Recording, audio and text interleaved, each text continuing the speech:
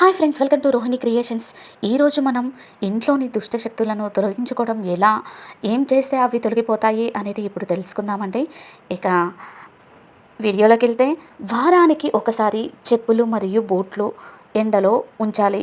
మన దగ్గర చెప్పులు బూట్లు పెట్టుకునే ప్లేస్ ఉంటాయి కదండి. ఎప్పటికీ అదే ప్లేస్లో పెట్టకుండా తీసి బయట కొంచెం సేపు అయినా కానీ ఎండలో ఉంచాలి. ఇంట్లో ప్రతిరోజు ఉదయం అలాగే సాయంత్రం తప్పకుండా దేవుడి దగ్గర దీపం వెలిగించాలి. ఇంట్లో ప్రతిరోజు ఉదయం కానీ సాయంత్రం కానీ వీలైతే 2 పూటలు సాంబ్రాణి ధూపం వేయాలి. ఇల్లెప్పుడూ క్లోజ్గా ఉంచొద్దండి, చీకటిగా ఉంచకూడదు. గాలి వెలుతురు ధారాళంగా వచ్చే విధంగా చూసుకోవాలి.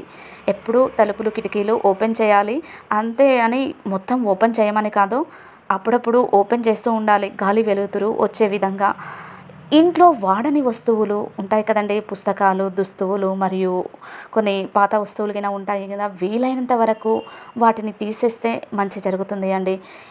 ఇంట్లో అప్పుడప్పుడు ఉప్పు దీపంని వెలిగిస్తూ ఉండాలి. ఈ ఉప్పు దీపం వెలిగించడం వల్ల మనకు ఎలాంటి దుష్ట శక్తులు ఉన్నా కానీ దుష్ట ప్రభావాలు లేకుండా పోతాయి. ఇక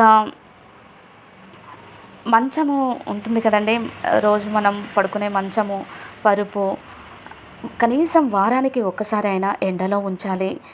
ఇక పట్టికను లేదా మరియు కల్ల ఉప్పును, రాళ్ళప్పు తెలుసు కదండి, దీనిని ఒక పిడికెడు తీసుకొని ఎర్రటి వస్త్రంలో మూట కట్టి ఇంటి గుమ్మానికి కట్టండి. ఇలా చేస్తే ఇంట్లోని దుష్ట శక్తులు బయటికి వెళ్ళిపోతాయండి.